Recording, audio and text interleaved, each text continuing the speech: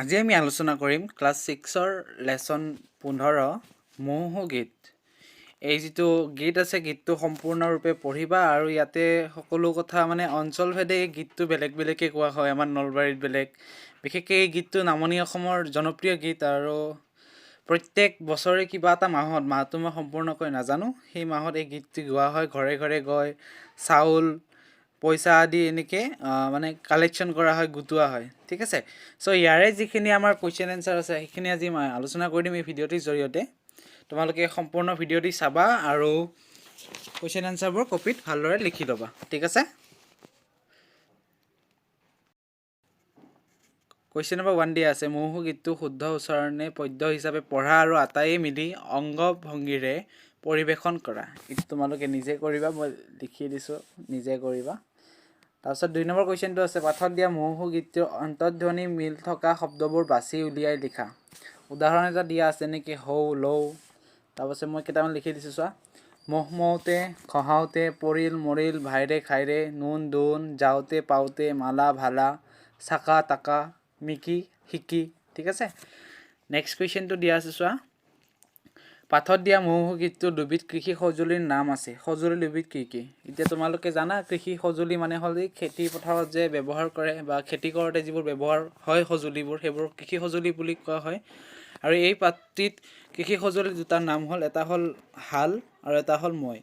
হাল মানে তোমালোকে জানা গৰুৰ পিছফালে যে লগাই দিয়ে, দুটা গৰুৰ আগত পিছফালে যিডাল লগাই দিয়ে, মই ফটোজ যদি পাৰোঁ দেখাই দিম। আৰু মৈ মানে হ'ল হাল বোৱাৰ পিছত যাতে মাটিডোখৰ সমান কৰিব লাগে যে, সেই তেতিয়া মৈ ব্যৱহাৰ কৰা হয়।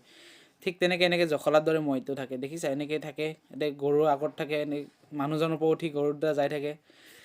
ঠিক আছে, মই মানে গম পালা। তাৰপিছত নেক্সট কুৱেশ্যনলৈ আহিছোঁ, কুৱেশ্যন নম্বৰ 4 চোৱা, মৌ মাৰিবলৈ চেমনীয়াহঁতে হাতে হাতে কি লৈছে? ইয়াৰ উত্তৰটো হ'ব, মৌ মাৰিবলৈ চেমনীয়াহঁতে হাতে হাতে কি লৈছে? টাঙোন লৈছে। ঠিক আছে, নেক্সট কুৱেশ্যনটো আছে চোৱা, সিডাল গছত গা ঘঁহাওতে কি হ'ল? সিডাল গছত গা ঘঁহাওতে সিডল পৰিল আৰু সকলোবোৰ মৌ কি হৈ গ'ল? মৰি গ'ল। ঠিক আছে, তাৰপিছত আছে গ, মহ খেদিবলৈ যোৱা ল'ৰাহঁতক গৃহস্থই চাউলৰ সলনি কি দিছে? মহ খেদিবলৈ যোৱা ল'ৰাহঁতক গৃহস্থই চাউলৰ সলনি কঢ়ি দিছে। এতিয়া কঢ়ি মানে হ'ল, আগৰ দিনত কি আছিল, ৰজাবিলাকে কঢ়ি ইউজ কৰিছিল পাশা খেলত, বিশেষকৈ পাশা খেলত কঢ়ি ইউজ কৰিছিল। সিহঁতৰ কোনো মানে মূল্য নাথাকে, চ' চাউলৰ সলনি সিহঁতক কি দিছে? কঢ়ি দিছে। তাৰপিছত খ নম্বৰ, টাকা আৰু শিকি মানে কি? টাকা মানে চবে জানা, মানি কেন বাই হেপিনেছ। টাকা মানে হ'ল টকা আৰু শিকি মানে হ'ল 25 পইচাৰ মুদ্ৰা। আগতে সৰু সৰু মুদ্ৰা আছিল, 1 পইচা 2 পইচা।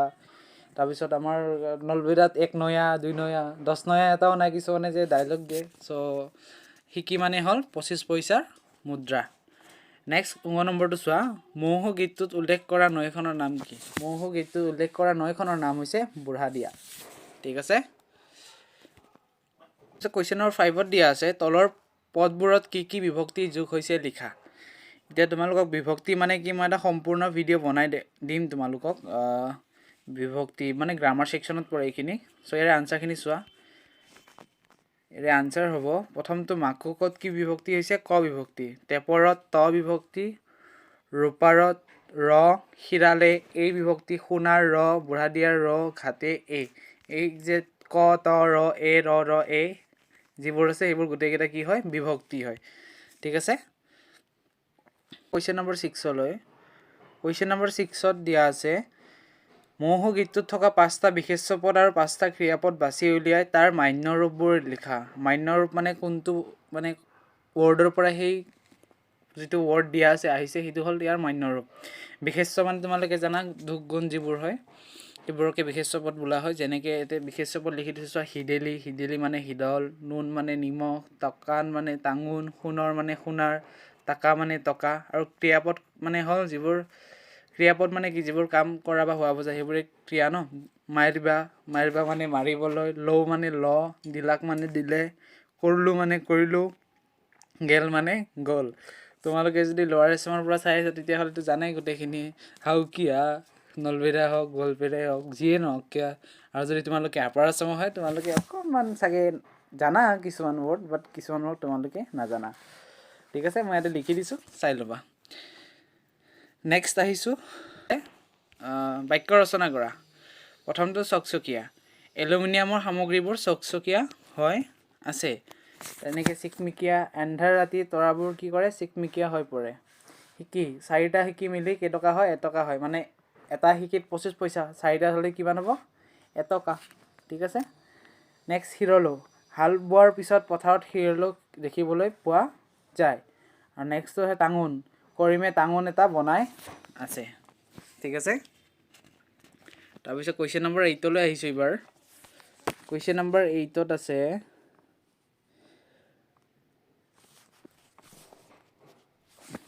চোৱা, কুৱেশ্যন নম্বৰ 8ত কি দিয়া আছে? পাঠত দিয়া মহু গীতটোৰ পৰা তলত দিয়া শব্দবোৰৰ মান্য অসমীয়া ৰূপবোৰ লিখা। টকান, গাছত, দিলাক, মাকুক, মাৰিবা, নুন, দেখিবা, কৰলো। এইবোৰৰ মান্য ৰূপ কি হ'ব? টকানৰ মান্য ৰূপ হ'ব টাঙোন। গাছত মানে হ'ল গছত। দিলাক মানে দিলে। মাকক মানে মাকক। মাৰিবা মানে মাৰিবলৈ। নুন মানে নিমখ। দেখিবা মানে দেখিবলৈ। কৰলো মানে কৰিলোঁ। ঠিক আছে। তো ইয়াৰে কুৱেশ্যন আনচাৰ ইমানখিনিয়ে আৰু নাই। তোমালোকে সম্পূৰ্ণ ভিডিঅ'টো চাইছা নিশ্চয়। ইয়ালৈকে যদি চাই আছা আৰু এই যিবোৰ কুৱেশ্যন আনচাৰ আছে মুখস্থ কৰি থ'বা, লগতে লেচনটো ভালকৈ পঢ়ি ল'বা।